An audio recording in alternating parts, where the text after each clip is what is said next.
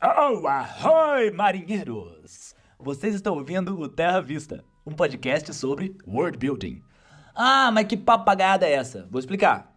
Aqui falamos sobre como são construídas as terras fantásticas da cultura nerd e popular. Sejam elas terras completamente novas ou versões modificadas da nossa própria realidade. A nossa tripulação aborda a cultura, a história, a geografia dessas terras, entre outras curiosidades e, claro, muito da nossa própria opinião. Para você que quer uma imersão maior nestes mundos, ou só lembrar o contexto da sua franquia favorita, então entra no barco com a gente, porque temos Terra Vista! E a gente tem vinheta? Eu posso começar com uma vinheta, se você quiser.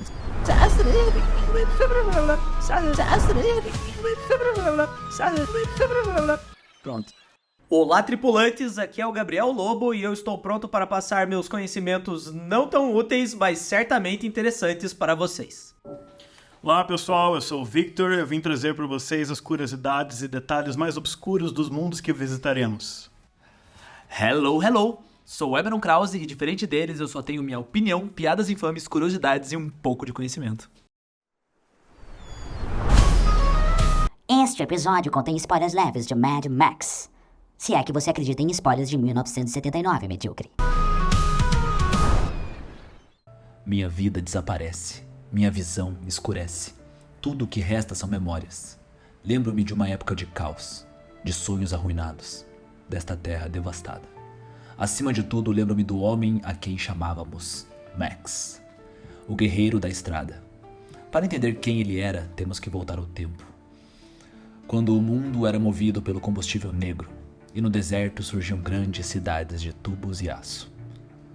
Foi-se agora varrido por razões há muito esquecidas.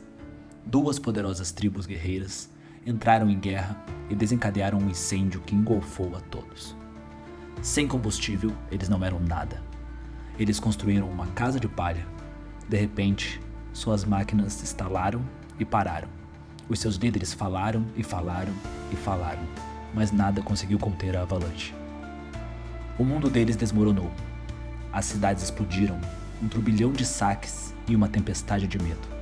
Os homens começaram a se alimentar de homens. Nas estradas foi um pesadelo.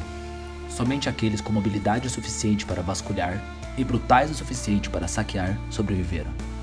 As gangues tomaram conta das rodovias, travando uma guerra por um tanque de gasolina.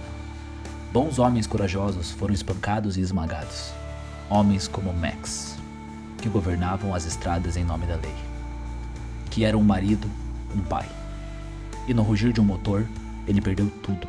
Sua mulher, seu filho, seu mundo. Ele vagou pelo deserto e aqui aprenderia, em meio aos destroços escuros, que o fogo que arde no coração do homem perdurará. A esperança sobrevive.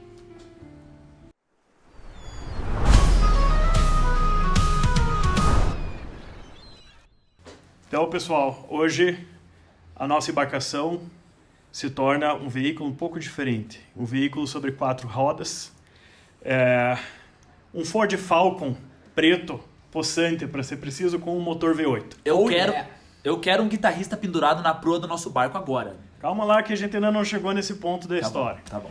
Mas como vocês talvez já tenham percebido pela nossa introdução customizada, especialmente preparada para esse episódio, hoje nós vamos falar do mundo de Mad Max, o mundo criado pela dupla de George Miller e Byron Kennedy, 2 australianos que surgiram na cena internacional com uma franquia inusitada que acabou gerando a maior parte do que nós compreendemos como gênero pós-apocalíptico na cultura popular.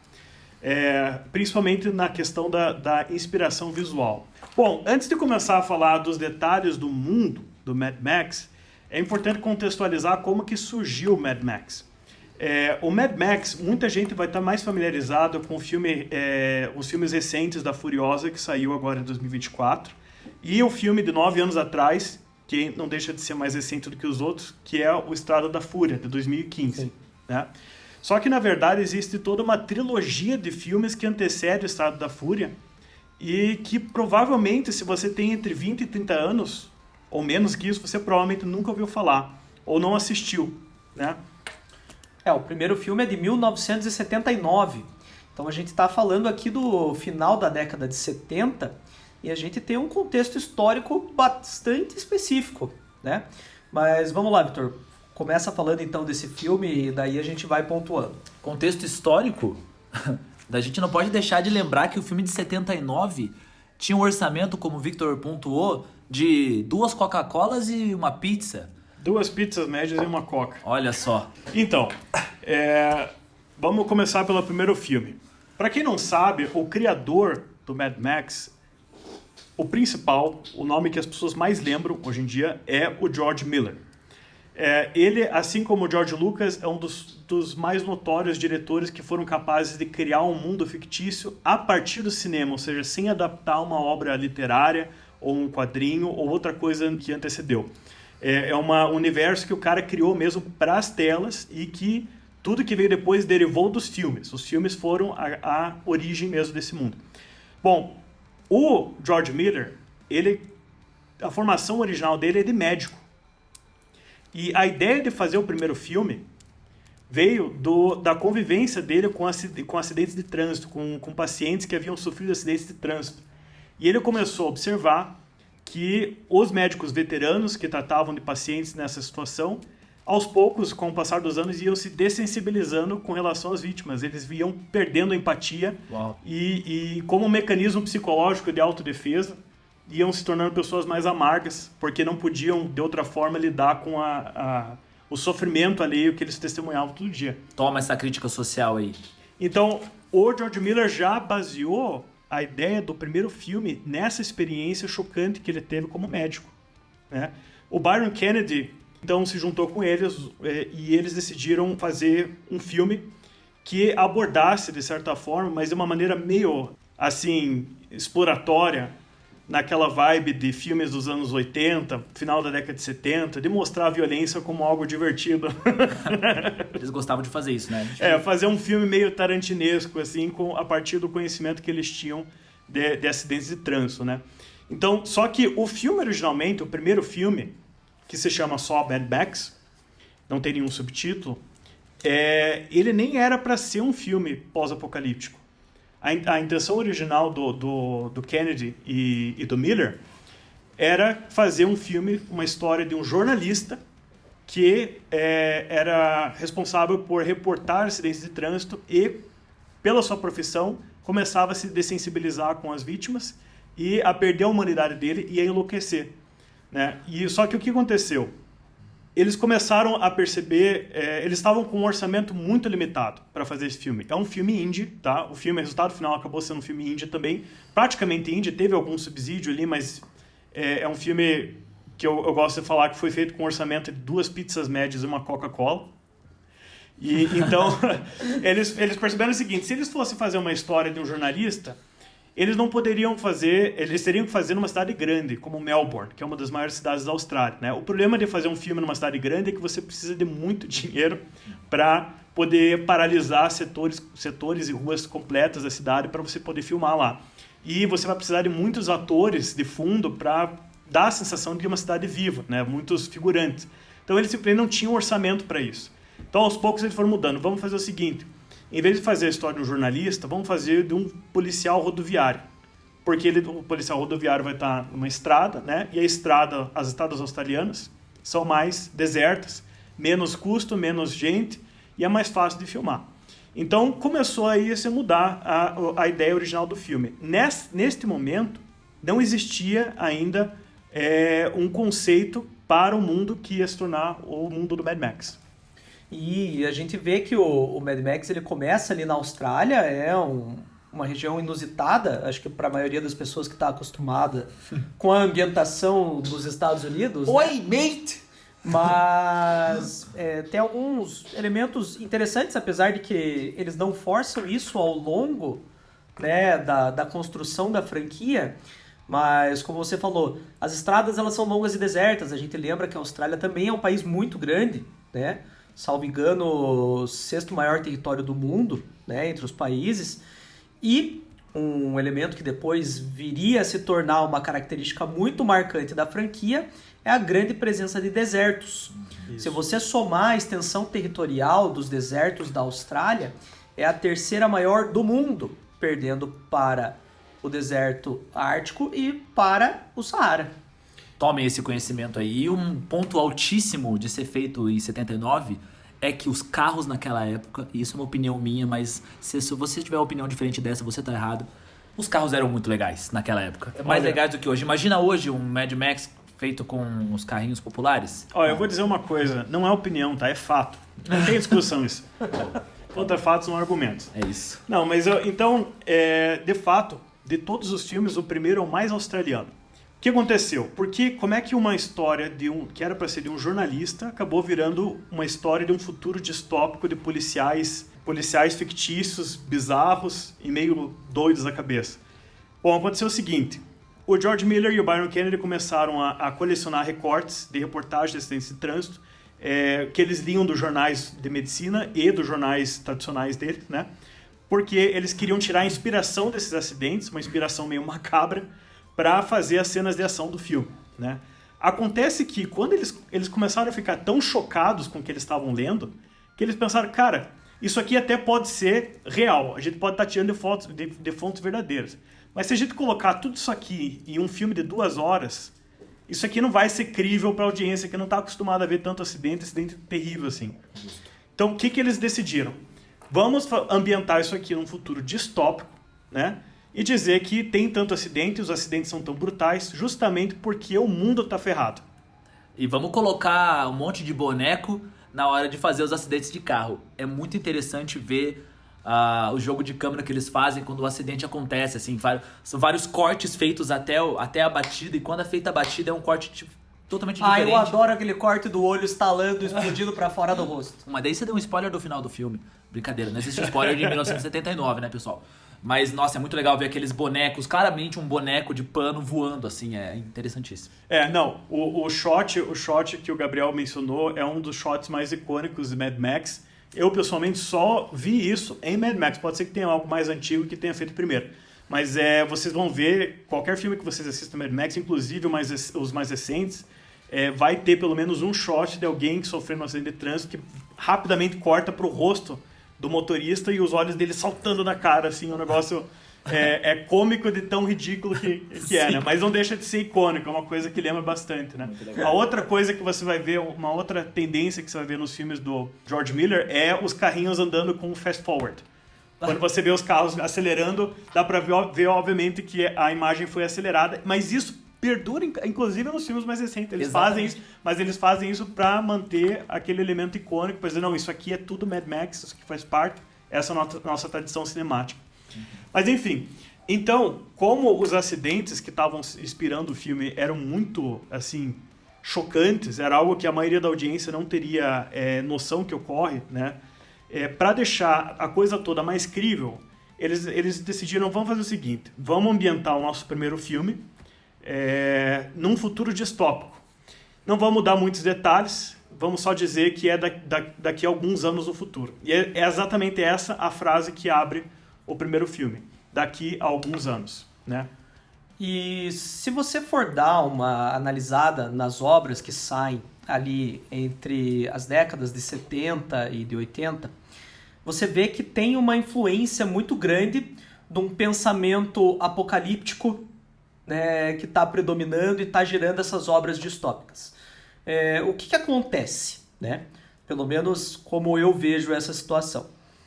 Nós temos um período ali de pós-Segunda Guerra Mundial, né? Então, toda aquela onda de otimismo, né, de que a humanidade só caminhava em direção ao progresso, de repente ela é freada por uma onda muito grande de miséria.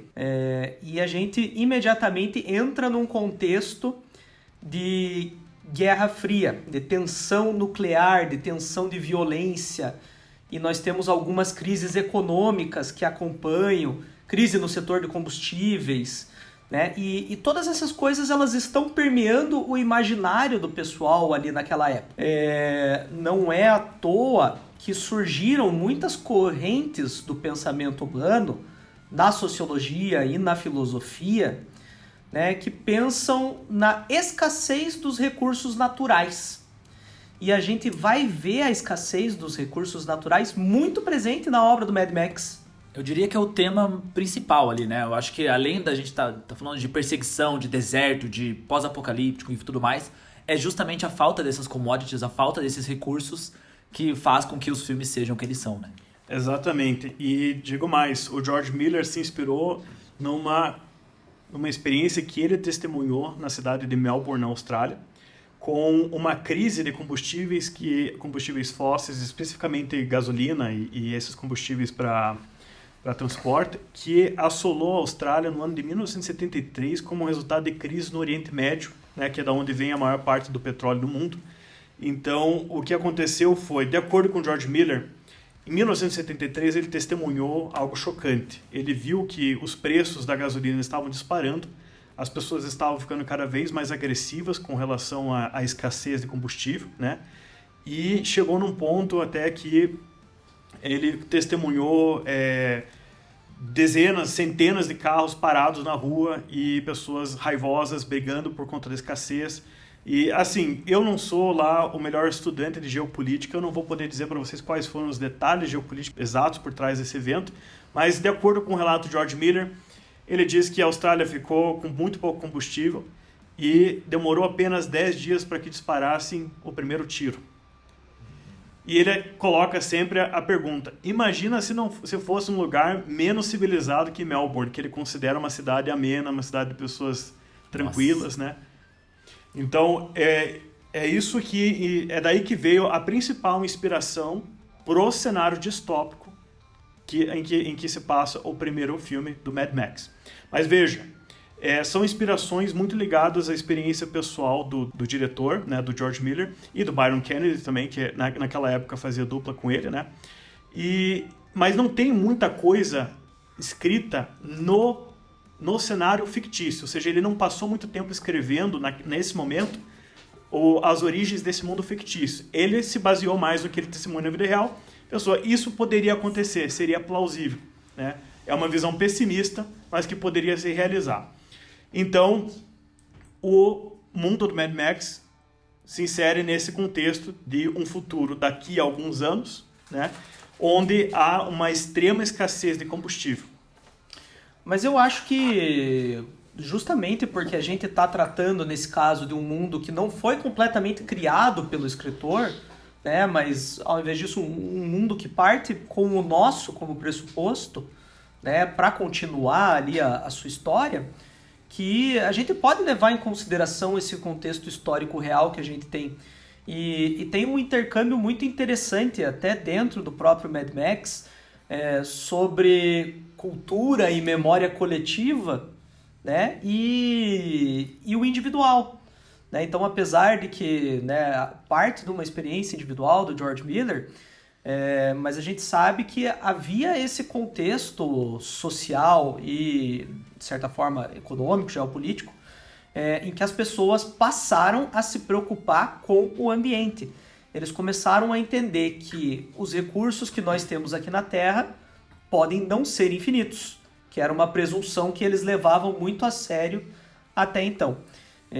Então, tendo essa ideia de que os recursos uma hora acabarão, o Miller acaba construindo toda essa grande experiência fantástica que ele usa um visual icônico e toda uma assinatura de ação para trazer pra gente, né? Fazer a gente refletir algumas coisas um pouco mais complexas embaixo de todo esse movimento de carros, explosões e tiros.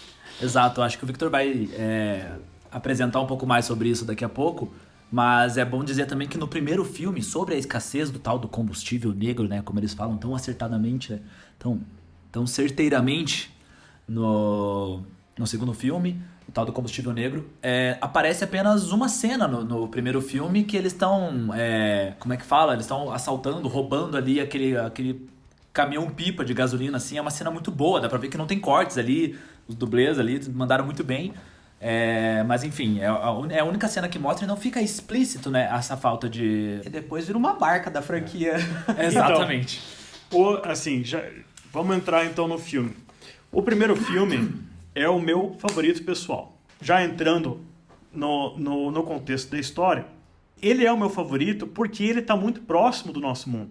Como o Gabriel mencionou, É um filme que deriva o seu world building, a sua construção de mundo, de experiências reais, né? De sentimentos reais que eram contemporâneos à época que o filme foi filmado, né? Ao mesmo tempo, o George Miller e o Byron Kennedy tinham claro na mente deles que eles queriam fazer um filme divertido. Eles não queriam fazer só um filme de crítica social. Eles queriam imbuir a crítica social, um comentário sutil, né? Mas eles queriam fazer um filme de ação com um super-herói estiloso, né? E realmente uma história aí de vingança policial, né?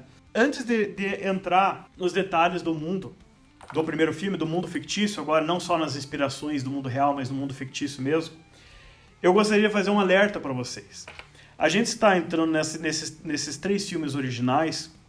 Para você que só assistiu o Estrada da Fúria ou Furiosa e tem curiosidade a respeito do que veio antes, né?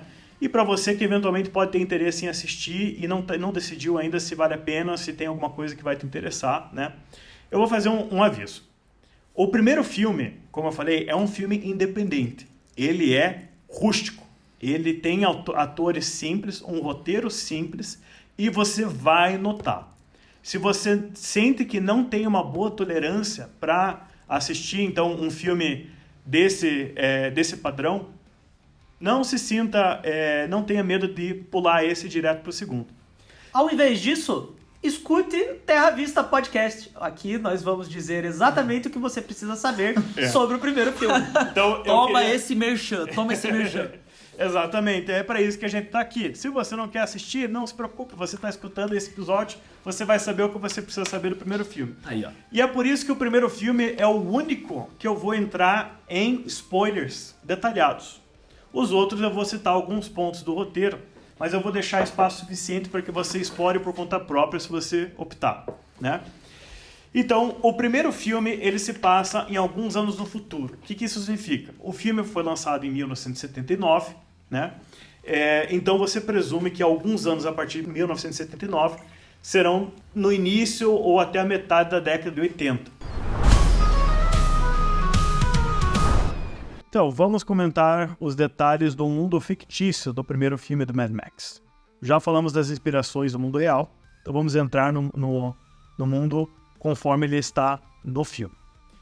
No começo do filme você vai ver a frase que diz daqui a alguns anos, né? Quando que é isso? O filme lançou em 1979, pelo que se presume que daqui a alguns anos vai ser desde o início até a metade da década de 80. Por que eu digo isso? Porque há dicas super sutis no filme de que o filme em si, a história do primeiro filme se passa na década de 80, tá? Eu já chego lá. Assistindo esse filme, mesmo que você veja fotos ou qualquer material assim secundário, você vai ver que ele não é um filme pós-apocalíptico. Não tem aquele cenário arenoso que você vê no Estrada da Fúria. Não tem aqueles prédios destruídos e nada radioativo, nem toda aquela escassez ao ponto das pessoas estarem desesperadas por gotas d'água. Não. Você vai ver algo muito diferente. Você vai ver estradas bem pavimentadas, prédios funcionando, fábricas funcionando no horizonte, né? E até lanchonetes e pubs e bares com pessoas cantando. É um mundo que é muito mais simpático do que aquele que você vê no Estrada da Fúria. Então, quando você começar esse filme, ou se você decidir ver alguma foto, alguma referência visual, você vai estranhar isso como eu estranhei. Né? Porque não foi o primeiro Mad Max que eu assisti também. Eu achava que Mad Max era um filme pós-apocalíptico. Não é. É um filme pré-apocalíptico. Especificamente um filme às vésperas do apocalipse. É um filme onde a escassez de combustível já começou a ser sentida, mas ainda a sociedade ainda está tentando manter um resquício de ordem, certo? E o que aconteceu? A maioria das pessoas começou a migrar para as regiões mais remotas da Austrália por conta do ambiente hostil e violento das cidades, né? E acontece que nas estradas australianas, devido à escassez de combustível, começou a crescer o número de violência por conta de gangues que roubam combustíveis de caminhões de transporte, né? Então, isso você vai ver no filme, tem uma gangue específica, que é a gangue dos vilões do filme, né? E para combater essa nova onda de crime, foi criado pelo governo federal da Austrália uma agência de segurança pública chamada Main Force Patrol, que no filme é abreviado com a sigla MFP. É a Polícia Rodoviária Federal deles. Exato. Mas Exatamente. com carros muito mais maneiros. E com um distintivo muito mais bacana também. E vamos falar do uniforme, né? O uniforme todo preto ali. E, cara, uma curiosidade ótima é que o orçamento era tão baixo, mas tão baixo, que Victor me falou isso aí, que só a roupa do Max era de couro de verdade. Os outros eram, tipo, né, enfim, corino ou alguma coisa Eram sintética. tecidos sintéticos baratíssimos, assim. E você até vê em alguns personagens que eles rasgam facilmente as jaquetas dele. Mas isso é uma coisa interessante, caso você não esteja ciente, caso você só tenha assistido o Estado da Fúria, o motivo pelo qual o Max usa uma jaqueta de couro, o motivo pelo qual ele está sempre com essa jaqueta de couro, com a bota de motoqueiro, é porque esse é o uniforme da MFP. Todos os policiais rodoviários federais da Austrália usam esse uniforme, porque o George Miller achou que era estiloso. Ele não tinha a preocupação tática, funcional de pensar em que uniforme que um oficial da MFP de fato precisaria usar. Não, ele colocou, sabe o que? Bota aí uma jaqueta de couro, bota na mão deles aí uma espingarda serrada, que eles vão usar para dar tiro em alta velocidade da janela do carro. Vamos botar aí no que é estiloso. E um distintivo de bronze, que é o distintivo da MFP. E é legal que é um tipo de roupa que, na verdade, às vezes está diretamente relacionada a motoqueiros, na verdade, né? Que são os vilões do filme. Eles fazem essa diferença, assim. Eu gosto muito de diferenciar em todos os Mad Max que são as pessoas limpas contra as pessoas sujas, assim. E no primeiro filme é muito isso, assim. Os vilões são todos sujos e bizarros e estão em motos, enquanto lá os heróis estão em suas roupas de couro ali, dirigindo. Acho legal. Eu acho que os vilões desse primeiro filme, eles emprestam muito do visual punk, né? E a gente sabe que a Austrália tem uma proximidade cultural considerável com a Inglaterra, então parece que há essa escolha estética de você pegar os punks e representar eles como esse pessoal que já entrou ali numa onda de loucura nas estradas. Não só punk, assim, não só isso, mas vou entrar já na questão do Mad Max, que é a forma como eles representam a loucura nesse primeiro filme, que é extremamente engraçado, assim. Eles fazem coisas como se fosse, olha que louco isso, e nem é tanto, assim. Mas tá lá um cara pendurado numa janela, numa cena bizarra, assim. Tem um cara que carrega um manequim nas costas na moto dele. Tem um cara que tá lá beijando o manequim. Então são coisas muito exageradas pra mostrar essa loucura. Além do Knight Rider, né? Que acho que é o melhor vilão dessa primeiro. O filme já começa com a perseguição de um dos vilões que roubou um dos carros mais poderosos da MFP. O vilão é o Knight Rider e ele começa fugindo a toda velocidade, enquanto os oficiais, os policiais da MFP são convocados para entrar na perseguição, né? E você vai ver ali os outros policiais que também vestem jaqueta de couro icônica da MFP, né? E vocês vão ver que todos eles são semi-competentes, alguns deles não conseguem nem dirigir direito, né? O que já demonstra aí que a MFP não é lá a organização mais confiável, né? Até que chega o Max, né? E o Max é evidentemente o melhor motorista e policial da MFP. Ele é o cara que arrasa com o Knight Rider, né? O Cavaleiro da Noite, como diz, acredito em português. E com certeza arrasou com o coração das novinhas na época, porque Mel Gibson, cara, Ele o cara bonito, tava ele tá bonito, bonito. hein? Não, o cara é bonito, mas o cara tava assim, ó, no estilo. Uma curiosidade, o Mel Gibson tinha 24 anos de idade quando ele fez esse filme. Então ele estava na flor da idade. Era o auge dele. Antes de todas as controvérsias negativas que vieram assolar a vida do autor, né? Que nós não vamos entrar em detalhes aqui. Porque, felizmente, elas não ocorreram durante o período em que foi filmado a trilogia original do Mad Max, né? Então, esses são os mocinhos, a MFP, que não são tão mocinhos assim, né? É um pessoal meio maluco da cabeça, como todo o resto, mas eles são a última linha de ordem que o filme demonstra na sociedade australiana nessa época. Mas vou até convidar aqui os meus co-capitães da nossa embarcação a refletir um pouco nos outros personagens, no que mais eles veem nesse filme, porque se você parar para prestar atenção na maneira como os outros personagens se vestem, como eles falam, nos hábitos deles, nos maneirismos, você vai começar a ver que apesar das pessoas ainda aparentarem estar mais ou menos civilizadas, com exceção das gangues motoqueiros vilanescos, né? Não tem alguma coisa de errado aí, né? Não sei se vocês pararam para perceber algum personagem que marcou mais a memória de vocês. Eu acho o o chefe de polícia bem estranho. Ele parece excêntrico, assim. Ele não é exatamente que nem os punks ali, que propositalmente fogem à ordem social, né? Como o Emeron mencionou, eles têm aqueles comportamentos exagerados e escancarados justamente para mostrar, olha, eu não sigo as suas normas sociais. Mas daí você tem esse cara que ele tá ali praticamente pelado, só de avental, regando as plantinhas na casa Com dele. um charutão, bigodaço e careca. O cara é muito Enquanto ele estiloso. comanda, teoricamente, a força policial, que é a última esperança daquele país. Muito bom. Eu gosto do exagero do Knight Rider, que ele vem, ele já aparece gritando, ele já tá rindo pra caramba, sendo perseguido, tem a mulher do lado dele, ficou uma vibe muito Coringa e Arlequina, assim. Eu gosto muito dessa introdução a esse vilão aí. E confesso que é uma coisa que eu queria que o Max fosse. Eu queria que o Max fosse louco igual esse cara.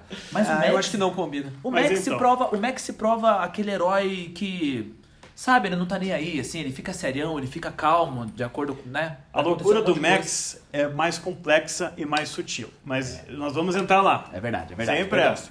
Ainda é só, o nome do filme é só Max, por enquanto. Mas o interessante é que eu perguntei com relação ao que eles viram nos outros personagens, porque a maneira como o filme retrata a loucura não é uma maneira clínica, realista. Não era o objetivo do George Miller, ao criar esse mundo, tentar retratar pessoas que de fato padecem de enfermidades psicológicas como nós temos na vida real. Ele não queria fazer um retrato realista da loucura, até porque ele entendia que isso podia pegar mal. Podia, na verdade, acabar sendo ofensivo para essas pessoas.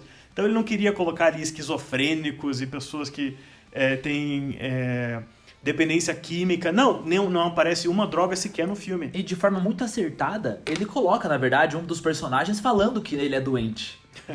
Justamente pra ele tentar não morrer, né? Tipo, não me mata, eu sou doente. Eu fiz aquilo porque eu sou doente. Então, de forma irônica, já pra dizer que não é uma psicopatologia, e sim essa questão da sociedade punk aí. a loucura que você vê no primeiro Mad Max, ela me parece muito mais aquela loucura nihilista de um Laranja Mecânica. A gangue do Laranja Mecânica me lembra muito a gangue do vilão do primeiro Mad Max, né? Já vou entrar na gangue, já vamos falar dos vilões. Mas o interessante é que, vendo o primeiro Mad Max, você vai ver que as pessoas se vestem de formas completamente, assim, uma peça não combina com a outra. Você vê que as pessoas usam gírias que não existem, que não fazem sentido, ou gírias que simplificam em excesso a linguagem, mostrando um certo nível de analfabetismo, né, imprecisão da linguagem. Por exemplo, o cara que está acima do líder da MFP, o líder da MFP é o carecão musculoso que o Gabriel e o Emer comentaram. O nome dele é Fifi McAfee. E ele é um dos caras mais brutos ali da MFP, é o chefão deles, mas acima dele tem um político, um administrador, um burocrata, que aparece no filme vestindo uma roupa de kendo. Não sei se vocês recordam. Nossa, eu não lembro desse cara. Não. O cara traz um bastão de kendo. Nossa, sim, lembrei. Uma máscara de esgrima japonesa. E você olha aquilo ali, por que ele está usando aquilo ali, né? O filme não dá contexto. Então, assim, isso é para mostrar que a sociedade está padecendo de um tipo específico de loucura. Não é a loucura, não é a enfermidade psicológica que a gente tem na vida real.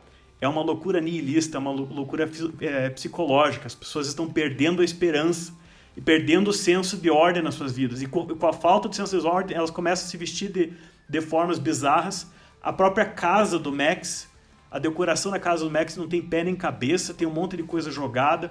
Tem uma cena que aparece o filho, o bebê do Max, brincando com um revólver carregado. Exatamente, eu ia falar disso agora. E mais, aquela cena do amigo do Max saindo da casa da cantora lá. A decoração de porta dela é uma bonequinha de plástico, assim, bizarra. Assim, a porta do motel com uma boneca bizarra. É um negócio muito estranho.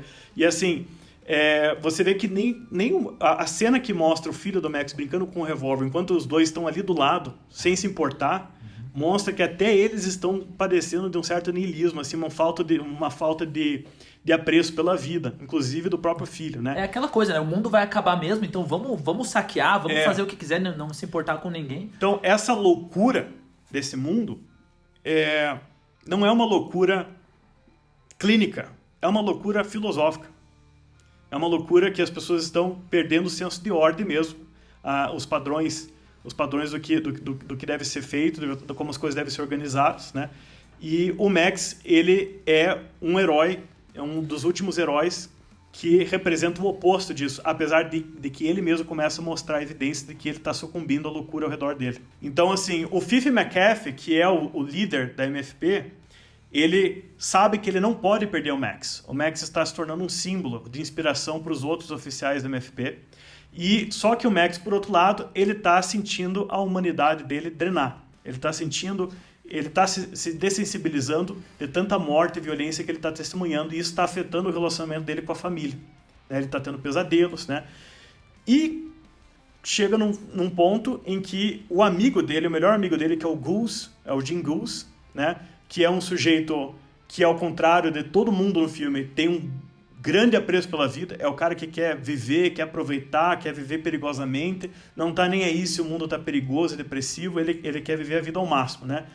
Acontece que esse cara acaba se ferrando feio, para não dizer outra coisa. Ele acaba queimado do pé à cabeça, e quando o Max vê que isso aconteceu com o melhor amigo dele, a pessoa que ele conhecia, que tinha a maior vontade de viver, ele fica demolido por dentro. E ele fala, tô vazando, eu não quero isso para mim, eu quero sair dessa força. Mas o Fife McAfee tem uma cena muito interessante com o Max, que ele diz pro Max, Max, as pessoas não acreditam mais em heróis. Nós podemos dar heróis a elas. E o que o Fife McAfee está dizendo aí o problema desse mundo não é a escassez, não é a falta de combustível. Isso é um problema, não é o problema. O problema desse mundo é a falta de esperança. E o Max é convocado para se tornar esse espírito de esperança, esse símbolo de esperança. Mas o Max é franco, abre o jogo para o Fife McAfee e fala o seguinte, cara, não é assim. Eu estou vivendo aqui a minha vida, caçando esses bandidos, e estou sentindo que a cada dia que passa eu estou mais perto de me tornar um deles. Então o Fife McAfee decide conceder férias aí para o Max, para ele limpar a cabeça, né? E aí que a desgraça rola solta, né? Então, vamos falar dos vilões. É sempre isso, né? Aqui, ó, talvez seja uma crítica à vida real. Aqui, ó, quando você estiver enlouquecendo no seu trabalho, você pede umas férias. E é isso aí, não precisa pedir demissão. Vai numas férias que vai resolver tudo, O problema Vamos ver que nos próximos episódios aqui, ó, não vai resolver nada. Eu não sei se 10 dias de férias remuneradas resolvem tudo. No meio do bosque. É a clássica estratégia do vamos pedir uma pizza para desestressar os trabalhadores, né? Então... Mas enfim, a MFP, ela foi fundada de acordo com uma plaquinha que aparece no filme, de acordo com a placa que foi de fato utilizada no filme, ela foi fundada em 1983, tá? Então o filme certamente se passa depois, em 1983, né? A MFP, ela tem a sua sede num edifício completamente destruído, muito mal cuidado, que representa não só a falta de orçamento para a proteção da segurança pública, desse período, né, que se passa o filme, mas também pelo descaso, porque os próprios policiais da MFP são pessoas meio suspeitas, meio bandidas, né? Então você vê isso, o Jim Goose é extremamente agressivo, ele quer esganar os criminosos que Ele tem uma vibe meio vocalista dos Sex Pistols. É verdade. É um cara que de fortes emoções, ele tem vontade de viver, mas ele também tem um ódio mortal pelos delinquentes das estradas. Mas né? fica aqui minha crítica, de novo, é um filme feito em 79, que é que eles deviam ter dado uma profundidade maior aqui, porque eu queria me apegar mais ao Goose do que aconteceu, né? Aqui tá, eu sou dos três aqui um pouco polêmico, porque eu falei que não ia falar, que não gostei do primeiro filme, mas não tem como, gente, é muito difícil pra mim, né? Eu, Emerson Krause, assistir esse filme, porque é muito isso, assim, faltou essa profundidade ali no personagem Goose, faltou me apegar mais no filho do Max, mais na mulher do Max, enfim. Eu acho que até o Goose tem um pouquinho mais de profundidade do que os outros personagens e ele gera um pouco de apego na gente até por causa dos outros filmes, porque ele meio que cria um arquétipo que o Victor vai até explorar um pouco mais pra frente, mas esse companheiro do Max, assim, ele tem um certo simbolismo. O personagem do Jim Goose é, quem sabe, o mais importante do primeiro filme, porque... Uma importância que eu não vejo na esposa e no filho do Max sendo Exatamente. bem trabalhado dessa forma, Exatamente. pra ser sincero. E o personagem do Jim Goose vai alimentar uma das teorias mais interessantes a respeito de Mad Max, que a gente vai abordar quando tratar dos outros filmes. E até do videogame, né? Que nós vamos comentar aqui do videogame que foi lançado em 2015 também. Então, o Jim Goose é esse personagem que tem vontade de viver em desafio ao mundo ao redor dele, até que ele é capturado pela bandidagem e é queimado vivo. E a última vez que o Max o vê é justamente no hospital, totalmente queimado, totalmente destruído. Pô, eu vou ter que fazer uma piada idiota aqui, mas o Jim Goose é tipo o Pedro Scooby do Mad Max, sabe? Cara, que irado viver, galera, vamos viver, a vida é maneira, a vida é ótima. Pareceu vivendo. E até que a vida te joga um balde de água fria na cara, né? Mas enfim. Na verdade tava quente. Ou quem sabe um balde de gasolina em chamas na tua cara, né? Exato. Mas enfim, sobre os vilões do primeiro filme, o vilão principal do primeiro filme é um cara chamado Toe Cutter. Em português seria cortador de dedões, que na Austrália, de acordo com informações que você encontra sobre o filme em documentários e entrevistas de George Miller, Toe Cutter é um insulto de bandidos para outros bandidos na Austrália, que significa um bandido que sacaneia os outros, que não tem lealdade entre, né? É um bandido que mata outros bandidos. Como se fosse que dedura o outro, por exemplo? Exatamente, que dedura o outro, que sacaneia, que rouba, ó. que rompe os acordos. Então é um cara duplamente sacana, né? E ele lidera uma gangue ali de delinquentes, como o Emeron comentou, que tem esse comportamento mais nihilista de todos. Se todos os personagens do filme demonstram esse nihilismo, essa desordem mental, desordem física, né? Os membros da gangue Toe Cutter representam isso de forma mais intensa, né? Eles são a galera que pensou em não vamos permitir resquício de ordem nenhum, vamos acelerar tudo, vamos todo mundo pro caos, vamos todo mundo ser malucão mesmo, e eles têm aquela loucura que não corresponde a uma loucura clínica, né? É uma loucura nihilista, uma loucura psicopata, né? Eles aparecem, é bem exagerado, assim. Por exemplo, de novo, roupas que não combinam, roupas rasgadas, roupas, enfim, toda colorida, ou o cara que tá com um capacete de um outro tipo de veículo. Aparecem também eles dançando no meio da rua, por exemplo, um pega o outro pra puxar e dança no meio da rua. Outra cena que eles estão de ponta cabeça na água, assim, então, pra mostrar que eles estão birutinhos, assim, eles fazem o que eles quiserem. São gestos, palavras e ações assim que não tem pé nem cabeça, que não tem razão de ser, mas é assim que eles vivem. Para eles isso é libertador, né? E é por isso que eles se opõem tanto ao Max. E quando o Knight Rider, no começo do filme, que é o braço direito do Toe Cutter, acaba sendo eliminado pelo Max, né? Quando ele é eliminado pelo Max, o Toe Cutter descobre e decide ir atrás do Max, da família dele especificamente, né? Porque o Max, que era para ser esse símbolo de esperança, esse símbolo de heroísmo, como era a visão do Fife McAfee para ele, né? Na verdade, a vida não funciona assim. Esse mundo já está quebrado demais e realmente não tem mais espaço para heróis. E é por isso que quando o Max, com a família dele, saem de férias pro litoral, o Toe Cutter e a gangue dele vão atrás e encontram a esposa dele enquanto ela está tomando banho de sol, com o filho e um cachorro que eles adotaram justamente para sair de férias, né? Perseguem eles, e o Max, que estava distraído consertando o carro deles, que eles usaram para viajar, acaba não conseguindo salvar a esposa e o filho dele, que são atropelados pela gangue de delinquentes. É aí que o Max pira de vez e ele decide tomar a justiça nas próprias mãos para ir caçando um por um da gangue de delinquentes. Não vou entrar muito no detalhe do que acontece e como são as cenas de ação e como esses inimigos são derrotados, mas eu estou só fornecendo para vocês o contexto, a história de origem, por assim dizer, do Max, que vocês vão ver nos outros filmes também. Não, só fazendo um comentário assim, eu acho que aí meio que simboliza o momento em que o Max perde, na verdade, né? Porque, como você falou, ele já estava balançando, né, entre esse negócio de ter esperança, desejar viver, e aí ele acaba se entregando, né, pro niilismo.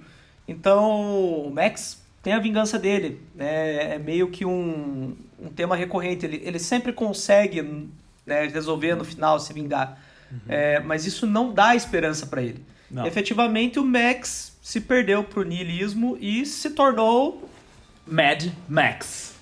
Isso torna mais claro porque ele, quando ele volta, então, ele usa a mesma roupa, aquela roupa de couro e tudo mais, só que ele não entra no carro da MFP. Ele entra no V8 preto, com o motorzão de fora. E era nesse ponto que eu queria chegar. Vamos então finalmente falar dos carros, né? Porque a gente falou aí do mundo, do contexto, que é um pré-apocalipse, é uma sociedade que está em declínio, com escassez de combustível. E se vocês assistirem o primeiro filme ou buscarem alguma referência visual, vocês vão ver que o Max não dirige o carrão preto possante dele. O Max dirige um carrinho amarelo e azul, que é o carrinho padrão da MFP. Carrão. Que é um carro bem legal, na verdade, né? Tem um visual bem massa. Ele é muito mais legal no filme do que ele parece nas fotos, isso eu te garanto. Só que assim, a MFP, ela tem uns poucos carros de elite, que são os carros pretos, que eles apelidam de Black on Black, né, que é preto com preto, né, que tem o famoso motor V8, né, e esses são os que eles chamam de Pursuit Special, né, os carros especiais de perseguição. Então, os Pursuit Specials, os carrão preto de motor V8, eles estão entre os melhores da frota da MFP, eles são os carros de elite, raríssimos, porque nessa época já tem escassez de partes de carro, porque veja, se as pessoas estão dirigindo menos, tem menos demanda para carro, tem menos carros sendo fabricados, né? E esses carros poderosos estão ficando escassos também, né? Acontece que um dos poucos Interceptors V8 do filme é roubado pelo próprio Knight Rider, né? Que é o motivo da perseguição que acontece no começo do filme, quando o Max vai lá e elimina o Knight Rider, né? Usando o carrinho amarelo dele, que é um Interceptor padrão da MFP. Então, acontece que uma das estratégias que são utilizadas pelo pessoal da MFP para tentar manter o Max dentro da MFP é justamente construir um Interceptor V8 novo para ele. Um novo Black on Black para persuadir ele a ficar na força. Só que ele não chega a usar esse carro até o momento em que ele pira de vez e decide ir atrás da bandidagem por conta própria, né? Esse é o carro que vocês vão ver na maioria dos filmes do Mad Max, tá? É o carro preto com o motor V8 saindo do capô, né? Que é o poderoso V8 Interceptor, Pursuit Special, qualquer que seja o nome que você decida dar para ele, né? É o carrão do Max. E é o carro que ele vai usar para perseguir os bandidos no final do filme, e é o carro que ele vai levar para os próximos, né? Então, é importante ver também que, tendo explorado toda essa questão do mundo, do primeiro filme, do que é MFP, você vai ver que muita coisa muda do primeiro para o segundo filme, mas o interessante é ver a progressão do Max, que é um dos maiores instrumentos visuais que o George Miller utiliza para conectar um filme com o outro. No final do primeiro filme, o Max sofre alguns ferimentos na hora que ele está enfrentando os vilões. Não vou dar detalhes, eu vou guardar um pouquinho, espacinho de mistério, caso vocês queiram assistir por conta própria. O Max, ele toma um tiro no joelho esquerdo. Ué, é um mistério. Ele toma um tiro no joelho esquerdo por uma pessoa que eu não vou dizer quem, nem como, nem onde. Agora sim. No joelho. E digamos que um dos vilões passa com a moto num dos braços dele, né? E então isso acaba prendendo ele ao carro, porque ele não consegue mais caminhar direito e ele acaba ficando preso ao carro que ele usa como instrumento de vingança. Isso é uma coisa meio metafórica que eu achei bem bacana no primeiro filme, né? E você vai ver que esses ferimentos eles persistem nos filmes seguintes, né? Só que claro que o Max ele consegue se recuperar dos ferimentos em certa medida, né? Mas este é o primeiro filme. É um filme que tem uma história interessante, uma ambientação interessante, e ele tem, de certa forma, uma alma por trás, assim, e uma estética única que, na minha opinião, resgatam e, na verdade, fazem ele um dos melhores filmes de Mad Max, né? Mas isso sou eu, sou o Victor, o cara que gosta de filmes retrôs, né?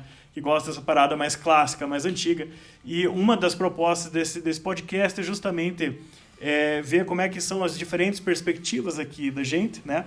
Porque cada um tem os seus gostos e até porque eu gostaria de saber como que uma audiência moderna, o pessoal com um olhar mais moderno receberia um filme desse, se teria paciência, se gostaria, não gostaria de assistir. Então eu vou perguntar para vocês, Emeron e Gabriel, o que vocês acharam do primeiro filme? Cara, eu vou dizer, então eu vou entrar nessa tua galera moderna aí, mas não é moderna, é porque eu sou Nutella, né? Eu gosto dos filmes novos por conta justamente, né, de música, de cores, o tipo da roupa que eles estão usando, enfim. E cara, pra mim foi muito difícil assistir esse filme aí. Eu confesso aqui que eu assisti pra fazer esse podcast, o Mad Max 1, porque, cara, ele é um filme que, como vocês mesmos descreveram, é um filme a título de curiosidade, né? Ele tá ali justamente pra ter esse pré-apocalipse, pra dar essa função. Mas como eu disse pra eles também, o filme pra mim podia começar ali no bosque, que tem aquela clássica cena de perseguição da princesa em perigo, e ela tropeça no chão, e enfim, que é quando o Max, né, vira Mad Max. Pra mim, o filme podia começar ali, mas, cara, de novo, tem alguns pontos que eu gosto de ressaltar, que é um filme que, né, baixo orçamento, na época, mas assim, um filme de baixo orçamento, e eu vou trazer uma curiosidadezinha aqui, ele foi o filme que ficou, inclusive, no Guinness Book. Ele arrecadou cerca de 100 milhões de dólares mundialmente, então assim, ele ficou muito tempo lá, teve maior retorno, né, sobre investimento, então ele tem esse recorde, ele deteve o recorde na época. Então assim, a gente tá falando daquela época de novo, né, mas de novo, minha opinião é essa, eu não consigo... Isso é uma curiosidade interessante que o Emerson trouxe, que no final da década de 70, no começo da década de 80, os filmes que eles chamam do gênero Revenge Cop, né, vingança policial, eram extremamente populares. E o primeiro Mad Max, por mais simples que foi, ele fez um sucesso tremendo. Muito forte, muito forte. E de novo, né, eles tinham essas coisas meio super exageradas que, cara, não era comum. Tinha nudismo, por exemplo, uma violência exagerada que fez com que ele fosse, inclusive, censurado em vários países. Isso aconteceu. Então, enfim, né, virou cult, mas na época ali ele era gore, ele era pesado. E, cara, esse tipo de coisa é legal de ver num cinema antigo assim. Então, cara, eu gosto muito de ressaltar os manequins, o uso dos manequins, o uso das roupas, a forma como eles retrataram a loucura pra mim foi muito legal, assim, naquela época. E agora, Gabriel, o que você achou? Bom, eu pessoalmente gosto quando você tem uma construção fantástica um pouco mais elaborada, então, claro, eu vou ser mais apegado às construções atuais, né, ao estado pós-apocalíptico ali do Mad Max, quando a gente já está imerso nesse clima de desert punk, assim, que a gente tem ali pra frente da franquia.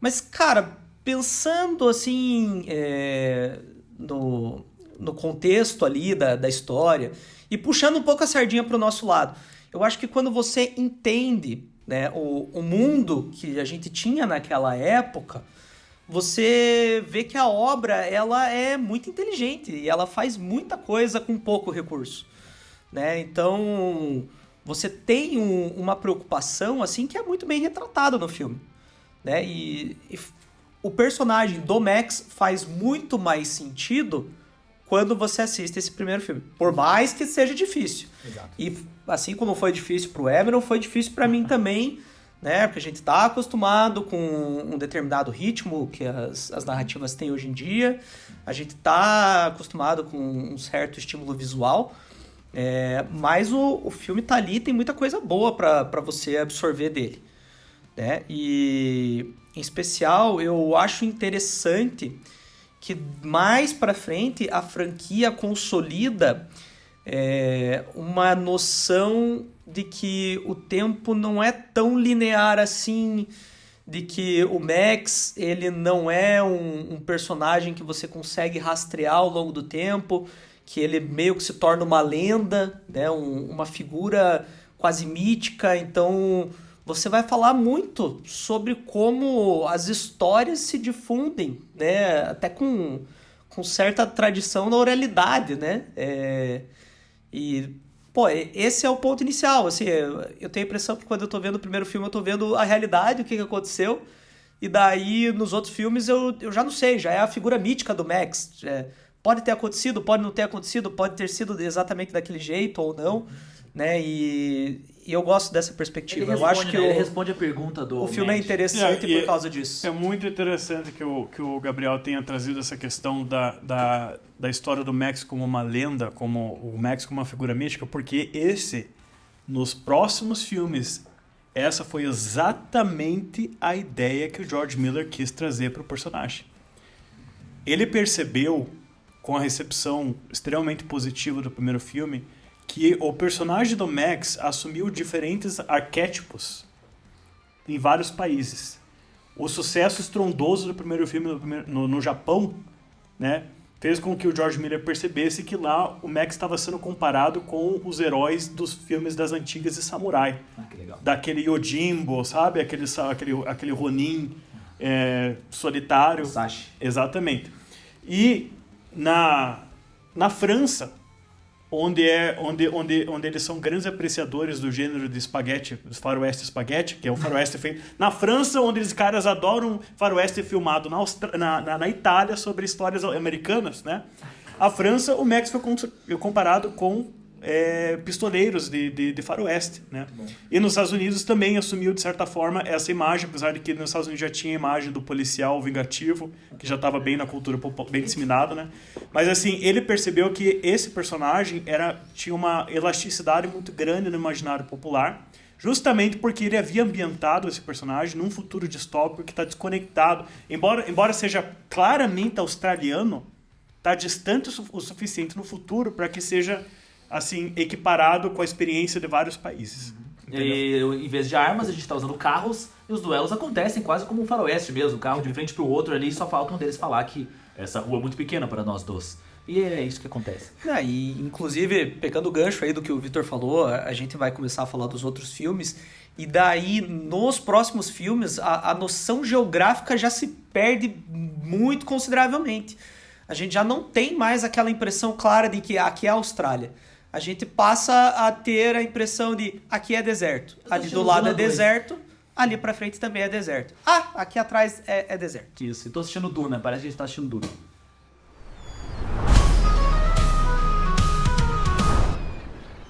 Então agora a gente vai pro segundo filme do Mad Max, que, né, pra quem gosta dos clássicos, talvez seja o mais querido de todos. É o meu né? preferido. O mais icônico ali. E a gente já começou esse episódio com um trecho muito relevante ali sobre a história desse mundo.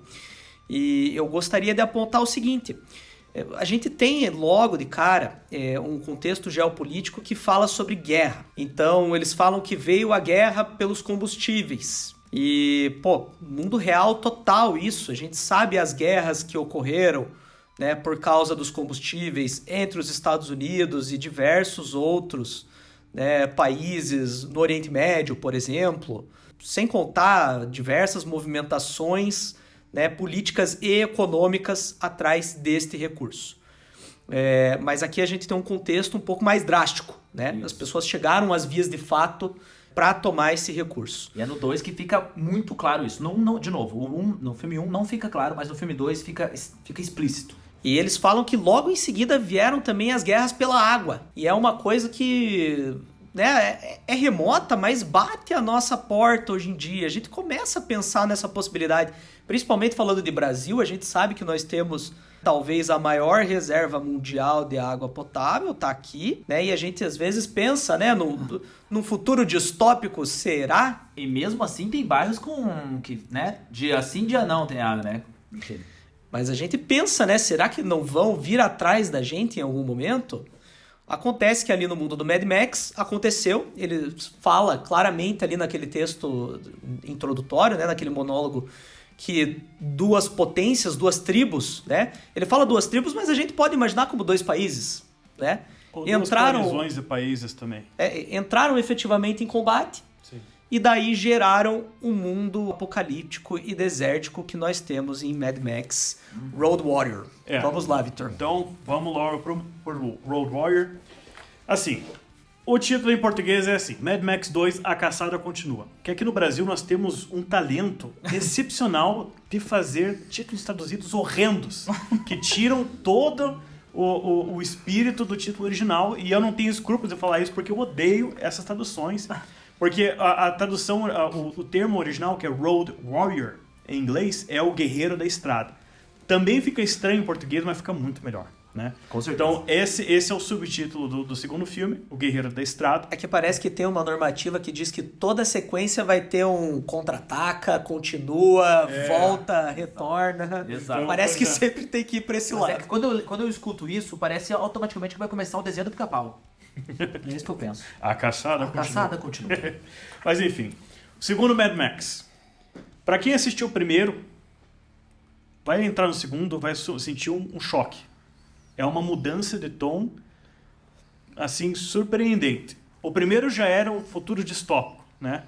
O segundo é o primeiro filme pós-apocalíptico da saga. Como o Gabriel falou, ele já começa com um texto, um monólogo de um personagem naquele momento desconhecido, um monólogo em primeira pessoa, personagem que já está na idade avançada, que está descrevendo o que aconteceu no mundo, o que causou a queda da humanidade, e está descrevendo o encontro que ele teve com o personagem do Max, né? Então, assim, para contextualizar, o primeiro filme se passa em algum ponto na década de 80, né? Isso foi já estabelecido, tendo em vista as pistas, poucas pistas que o primeiro filme dá, que a maioria das quais não são nem visíveis no filme, é a coisa que você pega do script ou de artefatos utilizados no cenário do filme, né? O segundo filme se passa 3 anos depois do primeiro. E como eu havia dito, o George Miller ele usa principalmente o visual do Max para demonstrar, para conectar os filmes e demonstrar a progressão da decadência, né? O que aconteceu? Quando eles foram começar a escrever o segundo filme, o co-roteirista ele disse para o George, seguinte, o pessoal gostou desse negócio de futuro distópico, vamos investir nisso, vamos fazer do filme ainda mais distópico, apocalíptico até, né? Só que então, se a gente vai fazer isso, vamos vestir pesado nessa vibe, então nós temos que contextualizar melhor. Então eles escreveram a introdução, né, dizendo basicamente o quê? Nesses 3 anos que se passaram entre o primeiro e o segundo filme, o que era uma escassez local, nacional de combustível, se tornou uma escassez mundial. E os países começaram a entrar em guerra disputando por combustível, né, e por água potável também, mas principalmente combustível, né. Essa guerra gerou 2 lados, que podem ser interpretados como 2 países muito poderosos, ou 2 coalizões, né, dois hemisférios, né, Ocidente e Oriente, que é o que nós geralmente presumimos, né, na nossa imaginação popular, que causaram uma guerra ao ponto de acabar completamente com as reservas de combustível. Ou seja, é uma guerra que começou pela falta de combustível e levou à escassez quase total de combustível. Da maneira como está descrita no script, e se eu não me engano até em algum ponto no filme também, eles mencionam que o combustível começou a acabar e foi ficando mais raro, e mais raro, e mais raro, até que chegou um ponto onde as luzes se apagaram e as cidades ficaram completamente obscurecidas. Não tinha mais energia, não tinha mais combustível, acabou de vez. E as cidades se tornaram um inferno. Qualquer pessoa que já tenha testemunhado uma cidade que passou por um apagão prolongado, né, principalmente aqueles históricos blackouts americanos, é quando o pessoal percebe que nenhum sistema de segurança, nenhuma loja está ativa porque acabou a energia. Então os caras puxam, aproveitam para saquear tudo, para cometer crimes porque eles imaginam que não vão ser pegos por câmeras de segurança. É um inferno, e assim se tornaram as cidades do mundo do Mad Max, principalmente da Austrália, quando isso aconteceu. Então o que as pessoas fizeram em reação a essa ocorrência? Elas começaram a fugir para o interior da Austrália. E na Austrália, eles têm um apelido para o interior que é o Outback. Se você está familiarizado com restaurante, né, com aquela rede de restaurante, Outback, é por isso, é porque é uma rede australiana de restaurante, e o Outback é uma referência ao terreno interior da Austrália, que é notório por ser um terreno extremamente hostil à vida humana. Então, se você conhece todos aqueles memes de aranhas gigantes, de cobras mortais, de lagoas com bactérias venenosas que vão te matar se você der um mergulho nelas. Tudo isso está no Outback, cara. De vez em quando vai pra cidade, você encontra alguma tecedora de funil ali nas bordas de uma cidade. maluco. Mas o Outback, que é aquele terreno que é associado com todas essas coisas assustadoras que temos na Austrália. Eu prefiro a costelinha com barbecue. Olha, eu adoro pão australiano, viu? Adoro, eu amo. Então eu vou ficar com o Blooming Onion só pra ele não ficar sozinho. Então, esse é o Outback e é para aí que as pessoas começam a fugir, porque apesar de ser tão inóspito, ainda é melhor do que a situação em que se desenvolveu nas cidades. E é por isso que o cenário... O primeiro filme ele já se passava mais ou menos no Outback, você vê ali que é um terreno vazio e tudo, né? Só que o segundo filme ele vai mais para fundo, mais para o interior, onde o terreno é mais deserto, mais quente, mais inóspito, né? Onde tem menos vegetação, onde tem menos chuva, tem menos fontes d'água, fonte de alimento, onde é mais perigoso também. Perigoso, digo, em relação às outras áreas do Outback, né? Não mais perigoso do que as cidades. Mas quem consegue fugir para o interior são as pessoas mais capacitadas, as mais inteligentes, as mais armadas e as mais perigosas. Principalmente se você pensar que você está enfrentando uma escassez de combustível, né? Exatamente. O recurso para que você consiga escapar e percorrer grandes distâncias Combustível. já se foi. Ele é raro agora. Sim. E como eu havia dito, para demonstrar, para conectar um filme com outro, o George Miller faz uma coisa genial, que é de utilizar o próprio personagem. Os ferimentos que ele sofreu no filme anterior vão persistindo e vão criando cicatrizes e às vezes em detalhes que muita gente não pega. Eu tenho certeza que os meus amigos aqui provavelmente não pegaram no terceiro filme o detalhe que eu vou citar aqui mais tarde. Eu peguei a perninha manca dele, ele usando ali aquele negócio do Forrest Gump. Esse é o mais fácil. Mas peguei. Então o Max, quando ele aparece no segundo filme, ele aparece no mesmo carro, no Interceptor V8, né? Só que o carro já está completamente desgastado, ele limpou todo o porta-malas do carro, ele transformou em um espaço para armazenamento de grandes tanques de gasolina, né, para ele conseguir colocar o máximo possível ali. Tá tunado. Cara. Não, o carro está mais poderoso do que nunca, mas ao mesmo tempo está bem acabado, por fora, acabado. E o Max ele tem um novo companheiro, que é o Gabriel mencionou que o filme em si, se você só assiste ele sem saber que é um filme australiano, se você assiste ele, por exemplo, dublado, onde não tem o sotaque australiano, para te dar uma dica, ele realmente não mostra tanto da Austrália, só da parte natural, obviamente. Mas ele não contextualiza, não mostra a cultura australiana, hábitos australianos, ele não mostra muito disso. Mas ele dá algumas dicas ainda de que ele está na Austrália. Uma dessas dicas é o cachorro do Max, que está ali dentro do carro, que é um cachorro de uma raça australiana, que se chama Blue Heeler, que é um cachorro de pastores. O Blue Heeler é um cachorro, uma raça australiana que é utilizada para conduzir gado, porque é um cachorro que tem um comportamento muito peculiar.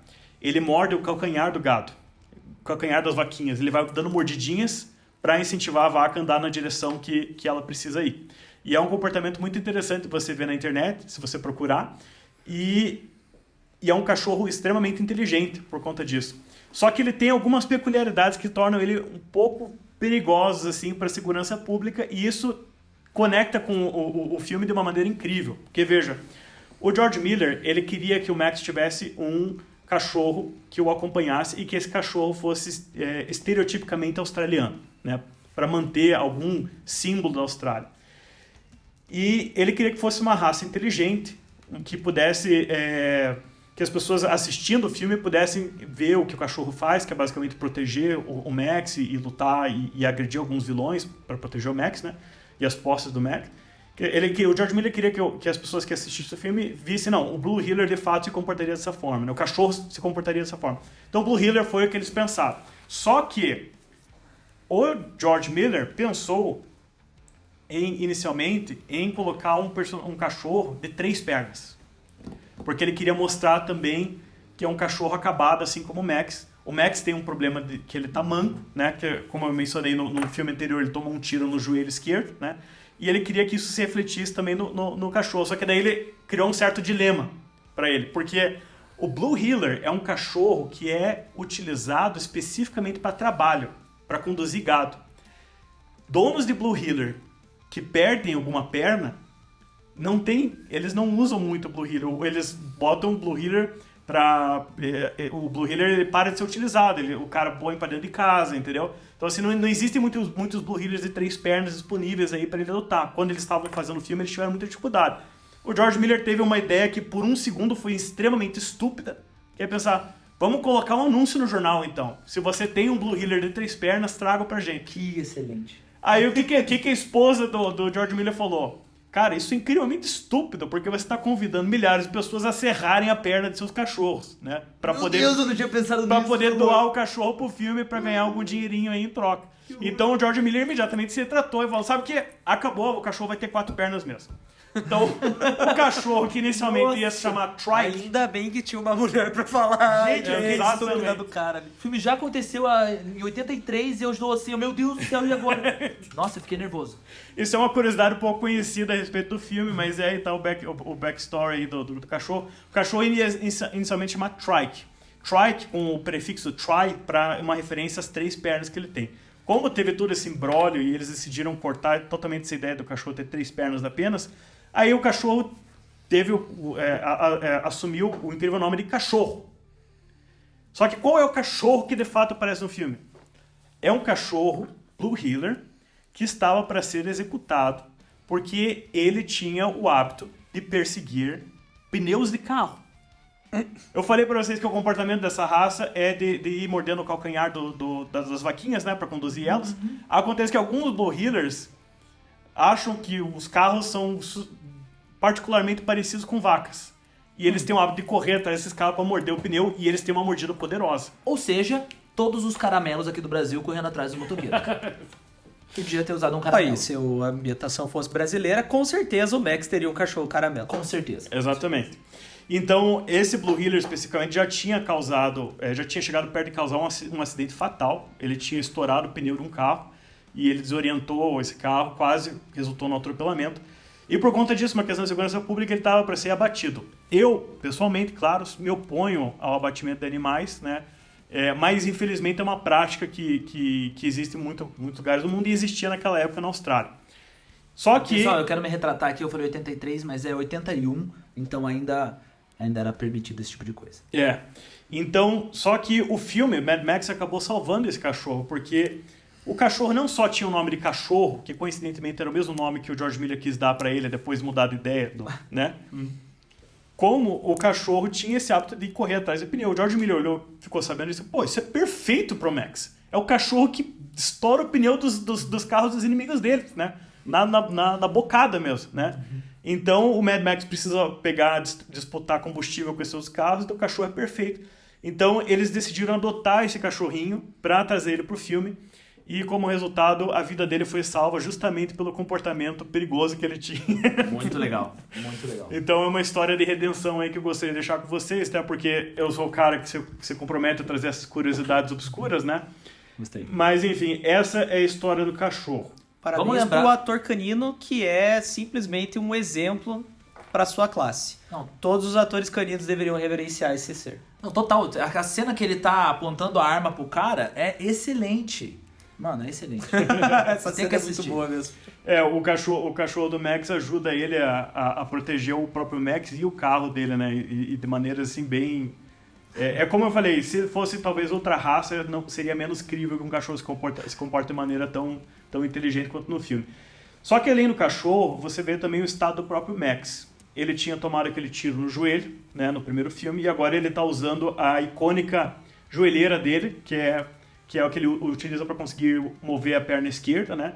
E ele tá... O braço direito dele, que havia sido atropelado por uma das motos dos vilões do primeiro filme, ele agora rasgou uma manga da jaqueta dele e prendeu um músculo que supostamente haveria se desprendido, estourado, alguma coisa assim. Ele fez amarrou uma faixa vermelha para isso, que era para segurar o músculo aí no lugar.